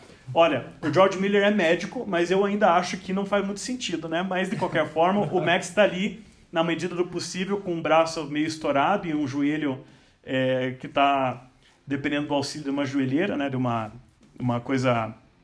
um aparelho ali meio bizarro, mas acabou criando uma imagem muito icônica do personagem. Ele caminhando com aquela joelheira e aquela faixa vermelha no braço, com Ele colocou uma ombreira também no braço esquerdo, que é para proteger o ombro dele dos inimigos que tentam atacar ele pela janela do... Olha só. E aí, A ombreira no braço direito, no ombro direito, né? Porque na Austrália, carro. o volante fica no lado direito. Então, para proteger o ombro de ataques de inimigos que tentam atacar ele pela janela do motorista, ele colocou aquela ombreira ali que também agora faz parte da identidade visual do personagem. Na verdade, já fazia antes, né? Eu acho que tem elementinhos ali que eles trouxeram do primeiro filme que é muito legal. De novo, a busca dos manequins são muito presentes, a busca dos bichos de pelúcia, bonecas e das ombreiras. Eles já usavam essas ombreiras no primeiro filme de forma mais sutil, mas já usavam. Então, o Max agora está dirigindo o V8 Interceptor dele no Outback australiano. O terreno está muito mais inóspito. Logo no começo do filme, ele já é abordado por uma gangue de delinquentes muito mais perigosos e ameaçadores do que o do primeiro filme, que naquele momento é liderado pelo vilão Wes, que é um vilão extremamente icônico, né?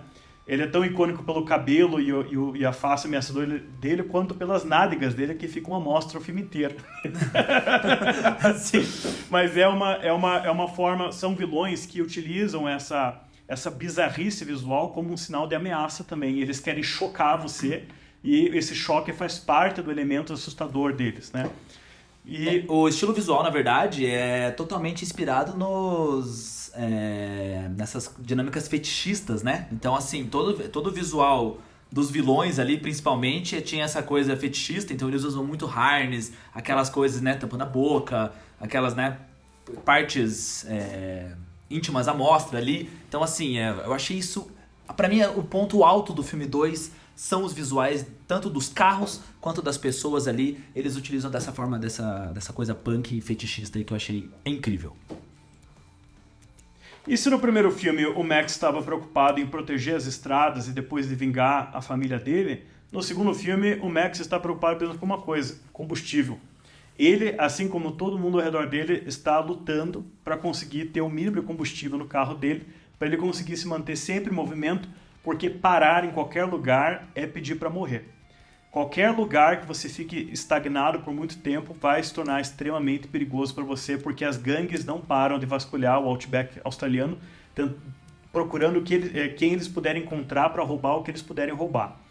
E aí você tem uma nova gangue mais perigosa que a do primeiro filme, né, que falha em acabar com o Max no começo. O Max consegue fugir, consegue derrotar alguns ali. Alguns dos capangas que aparecem logo no começo do filme e que vão aparecer também mais pro final, você vai notar que eles também usam a jaqueta de couro com um capacete, óculos escuros e a máscara de couro em cima. Esses personagens, canonicamente, de acordo com o script e com o material do George Miller, eram membros da MFP também. Legal. A mesma força de segurança pública do primeiro Caras filme. malucos.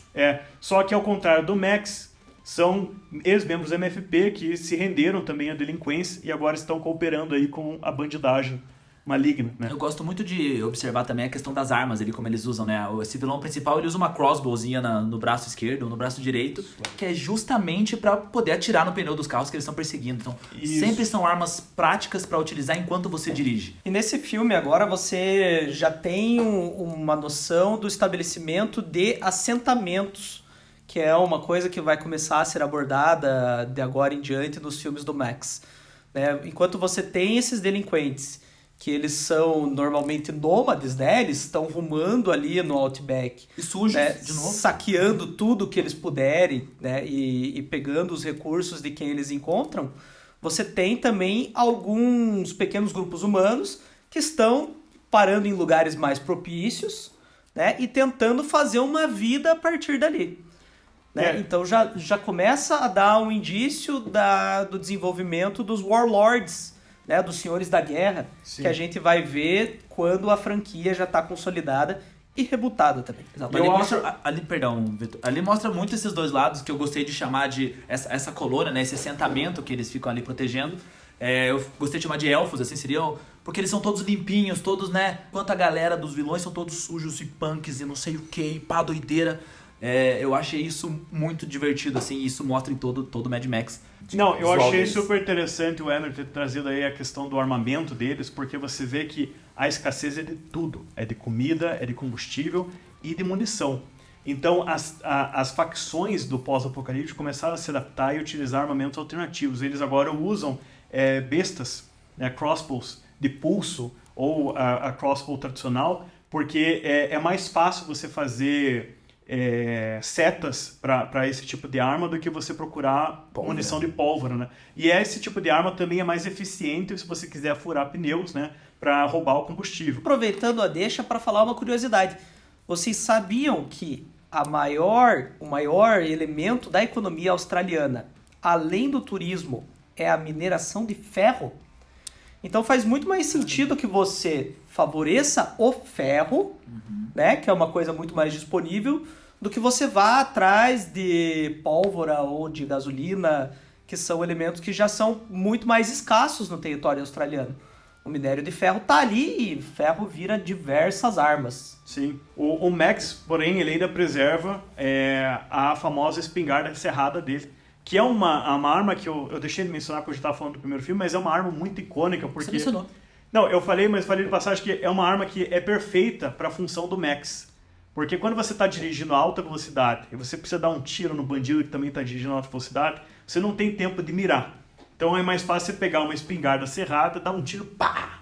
Né? Dá aquele impacto forte. Você sacrifica a precisão em troca de força. Exatamente. Então é uma arma muito icônica, né? Só que vocês vão ver no filme que a escassez da munição afeta o Max também. Mas como eu falei, no segundo filme e no terceiro também eu vou tentar evitar entrar em muitos spoilers, porque se tem algum filme desses 3 originais que vale a pena assistir, é o segundo. O segundo é o que melhor estabeleceu tudo o que se pensa de Mad Max antes do Estrada da Fúria. E digo mais, estabeleceu o que é mundo pós-apocalíptico, galera. Um monte de conceito, um monte de coisa puxa desse filme, assim, um monte de coisa se inspira nisso. Eu gostei tanto de Mad Max 2 porque me ressaltou, me relembrou as franquias de Borderlands, que é um dos jogos que eu mais gosto de jogar. Borderlands, Rage, entre outros aí, Fallout, né? São franquias que puxam muito dessa questão do deserto, desse mundo pós-apocalíptico, e eu tenho certeza que se inspiraram nisso. Eu gostei de brincar também que, cara, eu me senti vendo Corrida Maluca nas cenas de perseguição, assim. Porque, cara, tem os carros rosa, os carros de corrida, os carros de Fórmula 1, os carrinhos da corrida da Red Bull, assim, são totalmente diferentes, assim. Eu acho que dentro da ficção, assim, olhando pra literatura, o grande marco provavelmente seria Duna.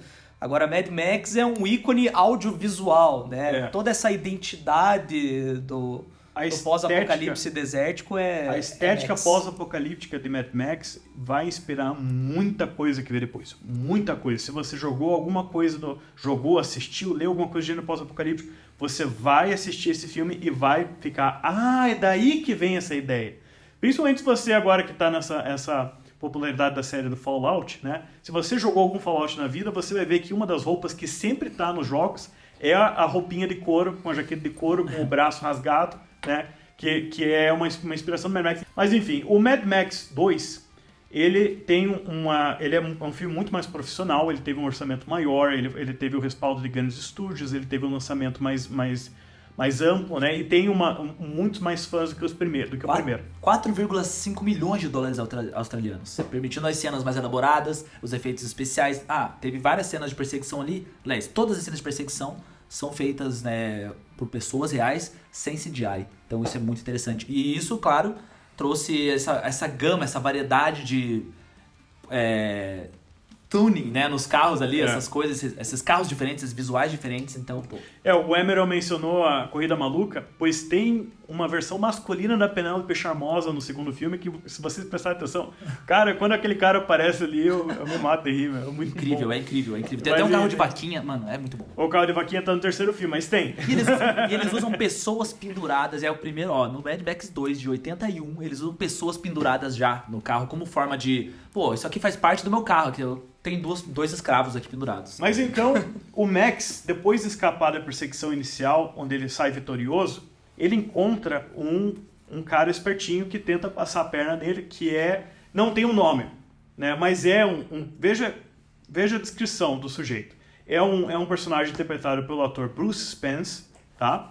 Que é um sujeito narigudo, dentuço, loiro, né? Bem loirinho, né? Olho azul grande. E é um cara mais cômico, assim, o que é meio irônico nesse mundo triste, deprimente, é um cara mais alegre, mais cômico, apesar dele ser um sacana, um safado que tá querendo passar a perna no Max. O melhor personagem do Mad Max 2. E ele pilota um veículo diferente do Max. Ele pilota um daqueles gyros, que é como se fosse um helicóptero de uma pessoa só, um negócio bem rudimentar. Bicicletocóptero. Que ele usa para conseguir voar, para escapar do alcance dos bandidos, né, da bandidagem do Outback. Né? Só que ele também precisa de combustível, então ele usa técnicas aí de emboscada, de enganação, e ele tem até uma coleção de cobras mortais que ele treinou, né, que ele coloca com uma armadilha para quem tenta roubar o combustível do veículo dele, acaba sendo mordido por uma dessas cobras. Não o Max. O Max tem reflexo bom demais pra isso. Sim, maravilhoso. E o look dele, ele usa aquele chapéuzinho de aviador mesmo, aquele óculos de aviador. Isso. E uma calça skinny rosa, fantástica, rasgada, um All-Star, ferrado. E ele... Eu acho que pra quem, né, não viu o personagem, a gente pode identificar ele no podcast aqui como Gyro. Perfeito. Ele vai ser o Gyro agora. No script ele é mencionado como o capitão do Gyro. Gyro Captain, né? Isso. Então é assim como ele é chamado, Gyro. Vamos chamar ele de Gyro, com J-A-I-R-O. Gyro, nosso Gyro. A brasileirado, Então, o grande Gyro. O Gyro, de maneira muito interessante, ele guarda muitas semelhanças com o Jim Goose do primeiro filme. A gente esqueceu de mencionar, mas no primeiro filme, o Jim Goose ele também é um parceiro do Max que pilota um veículo diferente. Ele é o único membro da MFP que prefere uma moto. Isso, de certa forma, representa a disposição dele de assumir mais riscos, de ter mais vontade de viver perigosamente, né? Que é uma característica que você vê mais ou menos no personagem do Gyro. Porque o Gyro, ele também tem mais essa alegria de viver, ele tem um senso de humor, né? Só que o Max ferra com ele. Ou ele tenta ferrar com o Max ferra com ele. E para salvar a própria vida, o Gyro fala pro Max, não, peraí, não me mate. Eu posso te levar a uma refinaria de óleo, né, que é de petróleo, que é um assentamento aqui perto, onde eles conseguem extrair petróleo noite e dia, né? Combustível negro. E consegue daí o combustível que você quer. O Max fica seduzido pela ideia, né? E decide poupar a vida do Gyro, e o Gyro leva ele até esse assentamento. Mas é lá onde os caras montaram uma fortaleza.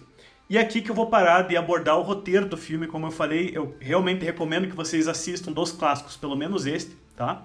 Mas o filme ele se passa todo ao redor, a história está centrada nesse assentamento, nessa refinaria. E aqui que eu vou comentar, então, a história por trás disso aí. O que aconteceu? Essa refinaria, ela é ocupada por um líder de resistentes, né? Pessoas que se recusam a largar a própria dignidade. Isso é mencionado, inclusive, no filme. São pessoas que estão tentando sobreviver e elas mantêm uma semblante de ordem, elas insistem em manter ali um aspecto de civilização, né? Só que eles estão sob constante ameaça da gangue dos vilões do filme, né? Mas o que é esse assentamento? Tem detalhes que você provavelmente não vai conseguir encontrar em português na internet, né? Mas esse assentamento é liderado por um cara chamado Papagalo. Eu não sei se o Papagalo, o nome dele, é um nome real dele ou um nome que ele adotou depois da queda da civilização. O Papagalo era o CEO, né, o executivo-chefe de uma empresa de petróleo chamada Seven Sisters. Né? O logo da Seven Sisters aparece bem brevemente no filme. O que o Papagalo fez quando as cidades viraram um inferno? Quando ficou um apagão geral, as pessoas começaram a se matar e a saquear tudo. O Papagalo, que era um CEO, ele tinha um mapa de refinarias de petróleo distribuídas no Outback. Né? Ele pegou a família dele, mais as pessoas honestas que ele conhecia, mais pessoas que ele foi encontrando no caminho. Os elfos. E encontrou, e seguindo pelo mapa que só ele tinha, encontrou essa refinaria, chegou ali, montou defesas, eles têm várias defesas ali, a maioria utilizando bestas, né, e crossbows, eu não sei como se diz. Balestras ali. Balestras, bestas, essas Eles coisas. usam também uma flamethrower, né, já que eles têm toda Verdade, essa e gasolina. Principalmente o lança-chamas, né, que é um dos mecanismos de defesa dele, né. Então eles criaram basicamente uma fortaleza. E o Emeron chamou eles de elfo porque eles todos se vestem de branco, né. Mas calma aí que tem um pequeno elemento mais caótico ali, que é aquela criancinha atacando o bumerangue. Pô, Já vamos perfeito. chegar lá. Então, o motivo pelo qual eles são todos loirinhos é porque a maioria do pessoal ali é da família do próprio papagaio, que também é um sujeito loirinho. Então é para mostrar uma relação familiar entre eles, genética, né? Mas tem um pessoalzinho excêntrico ali, né? E o interessante dessa civilização é que ali é mostrado a importância do mecânico, que é um cara que o mecânico dessa refinaria, desse assentamento, ele é paraplégico, as pernas dele não funcionam, então ele fica pendendo de um saco, colocar ele dentro de um saco, e ele consegue se manobrar dentro daquela alça ali, né, para conseguir fazer a manutenção dos veículos daquela facção. E o interessante que você pode tirar do world building aí do Mad Max é que os mecânicos, eles são extremamente valorizados no mundo do Mad Max por razões óbvias. É o pessoal que mais conhece de carro, né? E sabe como otimizar o uso de combustível e tudo, e consertar os veículos, né? E eles têm a denominação de Black Fingers, dedos pretos. Porque assim como você chama os jardineiros de dedos verdes, aquela pessoa que tem o talento com as plantas, né? Sim. Tem os Black Fingers que estão sempre com os dedos sujos de petróleo, de óleo, né? Fica a reflexão aí, né? A profissão de vocês aí vai ajudar vocês no pós-apocalipse? É de se pensar. Eu acho que na hora de escolher a profissão aí, falar pros filhos aí, falar assim, ó, tem que pensar se quando o mundo acabar, vai ser bom? Olha, sem dar detalhes, eu posso dizer com toda a certeza do mundo, a minha profissão seria absolutamente inútil no pós-apocalipse. Pois eu discordo, eu tenho a mesma que a sua e pelo menos eu vou saber mentir. Bom, a minha é só se vocês quiserem, não vai ter... Pô, o Gabriel basicamente já falou pra ele, já abriu o jogo aí pra todo mundo e todo mundo já tá sabendo que... eu faria pelo menos uma logo bem legal pro nosso assentamento. Bom, a gente tem skill sets que não são necessariamente técnicos da profissão, mas são necessários, né? Skill sets interpessoais. Mas enfim. Então, você tem o Black Finger ali, um conjunto de Black Fingers do assentamento. E o conflito da história vai ser entre essa facção de elfos, como o Emerald colocou, com a facção dos bandidões de 4 rodas, liderada por um dos vilões mais icônicos da franquia, que é o Lord Humongous. O nome Humongous é um trocadilho no inglês, é uma palavra que é associada a enorme, a gigantão. Mas é uma palavra, assim, é um termo cômico, estúpido, entendeu? É uma gíria bem estúpida, você é Humongous, entendeu? Justo. Então, assim, mas é o nome que deram pra ele, e o vilão em si não é nada cômico, é um bicho de 2 metros, musculoso. Bizarro, usando roupa de BDSM. Ele usa roupa de BDSM com uma máscara de rock. Exato. E ele não tem muito senso de humor também, né? Você vê que pelas interações dele, assim, com os seus súditos, Sim. ele só parece estúpido, realmente. Sim. Exatamente. Ele é a força, né? Ele é a força pura. Sim, e esse é o líder da gangue, e ele que lidera o Wes, que se vocês lembrarem é aquele vilão que tipo Diante de Fora. É das famosas nádegas. O Wes, que é o vilão mais icônico do filme, na verdade. O Lord Humongous é o principal, ele chama muita atenção pela aparência dele, mas o Wes é o mais icônico porque tem mais personalidade e é o cara mais ativo também, que vai atrás do Max e luta contra ele. E é o mais perigoso. Mas enfim, essa gangue do Lord Humongous, ela foi formada pelo próprio, que em algumas cenas do filme vão mostrar que ele é um ex-militar, tá? Um sobrevivente das guerras que são mencionadas no começo do filme, aquelas guerras que trouxeram calamidade para o mundo, e ele sofreu algum ferimento terrível que queimou severamente o rosto dele, a cabeça dele, e isso você pode perceber se você prestar atenção no filme, e ele inclusive perdeu as orelhas por conta desse acidente. Um detalhe que me escapou pela primeira vez é que ele não tem orelhas mesmo. Quando mostraram a cabeça dele de trás, você vê a cabeça dele queimada, ele não tem as orelhas. É um vilão bem macabro, ele nunca aparece sem a máscara. Pra quem sempre se pergunta, será que ele vai tirar uma... Não, ele não tira. Ele vai aparecer sempre com a máscara o filme inteiro. Já vou matar essa tua curiosidade. Mas ele não precisa tirar a máscara, ele já é ameaçador o suficiente dessa forma. E em poucas cenas do filme, ele abre uma caixinha que é onde ele guarda um revólver. É um Smith & Wesson calibre 44. É um revólver poderoso que ele utiliza para desabilitar carros com um único tiro, né? Não sei se realmente é possível com um tiro desse. Talvez sim, talvez não. Mas quando ele abre essa caixinha, você vê uma foto ali de um soldado britânico, né? Mas você também vê símbolos nazistas. Olha só. Então, não sei exatamente qual era o contexto da guerra ou de que esse cara participou, mas fica subentendido que ele é descendente de britânicos e nazistas. Como se precisasse disso pra mostrar que ele é o vilão, né? Exatamente. Então assim, não é uma suástica que tá lá, mas são outros símbolos, né, que menos conhecidos, né, que estão associados ao nazismo. Então isso aí, na minha opinião, deixa o vilão muito mais macabro do que todo o resto da aparência dele. Com certeza. E aquela foto que aparece ali, não se sabe ao certo de que é. Se é dele, se é um oficial britânico com a esposa, né? Presume-se que sejam os pais ou avós, é uma foto antiga, preto e branco, né? E é onde ele fica, na caixinha onde ele guarda o revólver. E o Lord Humongous, apesar da aparência ameaçadora dele, é um cara que tem uma certa estratégia dissimulada. Ele oferece aos inimigos a chance de se renderem, né? Muito provavelmente é uma falsa promessa, mas esse é um aspecto desse vilão que torna ele, de certa forma, único, né? Então, o conflito principal do filme vai ser entre o pessoal do assentamento da refinaria de petróleo contra essa bandidagem, e o Max no meio, que só está preocupado com a gasolina, né? E a partir daqui, acho que vai ser o tema principal de todos os filmes do Mad Max, de agora em diante. Você tem a disputa por um determinado recurso natural, né? O combustível normalmente vai ser o mais atrativo, né? Mas a gente vai ver que no terceiro filme clássico, né, no Thunderdome, você também tem a disputa por um recurso natural, né, assim como você tem no Estrada da Fúria. Então, é uma questão de sobrevivência, né?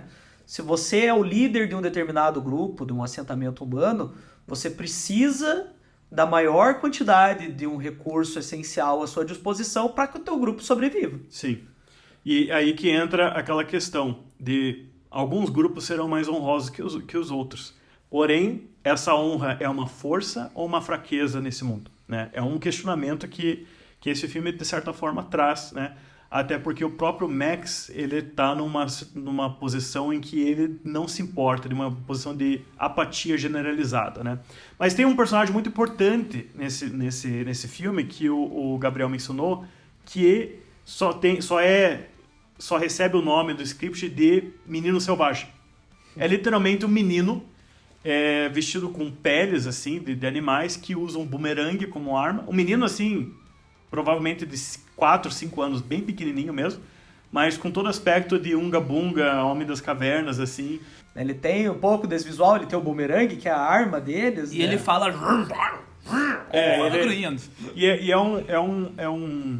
É um personagem importante porque ele auxilia o Max e em alguns pontos ele até traz uma certa humanidade pro Max, que você vê que tá faltando no protagonista, né? Por conta do cinismo generalizado desse mundo, né?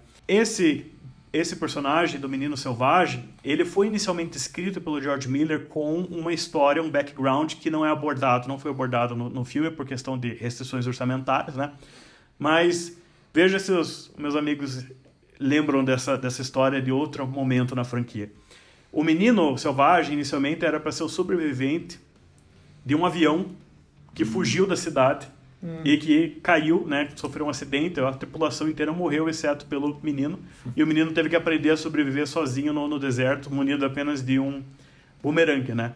Então, assim, depois, quando a gente for abordar o próximo filme, vocês vão entender que é uma história interessante mencionar. Explica muita coisa. Mas não é mais canônica, tá?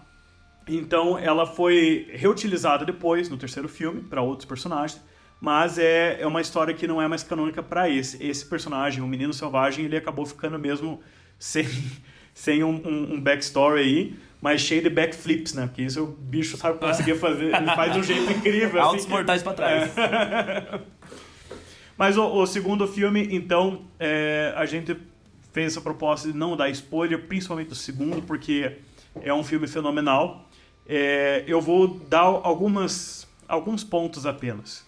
Que o Max vai sofrer um ferimento também nesse filme. Vários, na verdade, né? Mas um ferimento em particular vai atingir o olho esquerdo dele. E ele vai terminar o filme com o olho fechado, né? Ele não vai perder o olho, não vai ficar com o olho, senão seria um spoiler muito grande para eu passar para vocês. Mas é um detalhe interessante para o terceiro filme também. Vai levar outro detalhe que eu acho que os meus amigos não notaram. E já que a gente tá falando de world building, né? Esse é o grande propósito Tem uma frase do, vamos chamar de Capitão Jairo, que, cara, ele representa muito do que tá acontecendo com uma única frase, que ele fala assim, sabe o que eu mais sinto falta? De mulheres limpas, unhas feitas. Você se lembra de lingerie? Então, assim, isso é muito real, assim. Você pensa que lá não tem mais isso, não tem mais água, galera. Como vai tomar banho como? As Então, pessoas tipo, tiveram que abrir mão dos luxos que elas tinham, né? Exato. Então, né, limpeza é um luxo. Porque, Exato. afinal de contas, se você está num ambiente desértico e você encontra água, você vai preferir se limpar ou se hidratar e continuar vivo? Exatamente. A limpeza não é completamente essencial para que Mas você sobreviva. Isso ilustra novamente aquele aspecto desse personagem que torna ele, deixa ele um pouco bem parecido com Jim Goose, na verdade, que é aquela vontade de viver, a saudade pelas coisas boas da vida, mesmo quando o mundo está extremamente opressivo ao redor dele, mesmo quando ninguém mais tem esperança, o cara ainda para pensar nessas coisas. Ele quer formar um vínculo de amizade com o Max rejeita, né? Então, ele acaba tomando um caminho bem diferente do Max. Vamos dizer apenas que o Max continua a vagar sozinho pelo deserto e o Jairo, por outro lado, encontra um futuro para ele, né? Que é um resultado da vontade dele de viver uma vida digna, mesmo no pós-apocalipse, né? Então, esse é o segundo filme. Eu recomendo muito. Se vocês forem assistir algum filme dos 3 que a gente vai falar agora, dos originais, assistam esse. O próprio Emeron, que não gostou nada do primeiro, adorou o segundo. E agora eu vou perguntar para vocês, novamente. O segundo também é um filme antigo, também tem efeitos antiquados, um roteiro simples e tudo, mas vocês sentiram a diferença, né? O que vocês acharam? Olha, eu não sei se tem a ver com a questão da grana que foi investida mais ali, ou nos dublês, na galera, né, que executaram aquelas cenas de efeitos práticos, assim. Mas, cara, pra mim me pegou muito essa origem, né? A origem de tudo ali, que é a origem dos filmes pós-apocalípticos. Eu já mencionei aqui e vou estar me repetindo, mas é a questão do visual, é a questão dos carros. Aí, nessa vez, um carro diferente do outro. Às vezes era uma moto, às vezes era um triciclo, às vezes era a porcaria de um Jairo ali, né? Que, né, enfim. Cara, a criatividade por trás disso, assim, achei fantástico. E, de novo, né, a questão do assentamento. Então, o assentamento contra aquele cerco. Os jogos representam muito isso, né? Borderlands, eles são vários assentamentos diferentes, especializados em coisas diferentes. Então, assim, eu gosto muito dessas comparações aí. Eu acho que o filme ele estabelece a base da franquia. Esse filme, efetivamente, estabelece a base do que é o Mad Max. Né? Então ele traz algumas ideias assim que vão ser extremamente importantes, né, ali em diante. Né? Toda essa variedade visual, essa questão dos assentamentos que mostram que a humanidade tem uma tendência de se unir para continuar, né, buscando a sua luta pela sobrevivência, né, mas sem abandonar os temas sensíveis do primeiro ali, que é essa luta contra o niilismo, contra essa apatia da vida. Né? Claro, você acentua, né, esse traço de sobrevivência. A sobrevivência agora é muito mais radical. Isso. Né? E uma coisa especialmente interessante para mim no segundo filme é que ele mostra que existem pessoas com perspectivas diferentes, as pessoas que abraçaram completamente o niilismo, né? E as pessoas que se recusam a ceder a sua própria dignidade, mesmo na face de extremo perigo e de escassez. O que demonstra que, e aqui eu vou ser um pouco filosófico, e talvez seja meio cringe para vocês, mas eu acho que a comunidade que o Max encontra no segundo filme demonstra que a escassez, a pobreza e o sofrimento não determinam a escolha humana de agir com nobreza, de escolher um caminho diferente. Não é algo determinista, não é algo que você carece de escolha. Você pode escolher o teu lado, mesmo quando você está nessa situação extrema. Que já é um belo gancho pra gente falar do 3, que acontece essa deformação nos valores aí da nossa personagem Tina Turner. Vamos falar do 3 então. Mas esse é um assunto que vai ficar para o próximo episódio, pessoal. Então é o seguinte, já sabe o que fazer? Curte, deixa um comentário, seja qual for a plataforma que vocês estão utilizando. Muito obrigado por ouvirem até aqui. No próximo episódio tem mais. Nós vamos terminar de explorar essa ilha, este mundo de Mad Max. E é isso. Beijo, tripulação.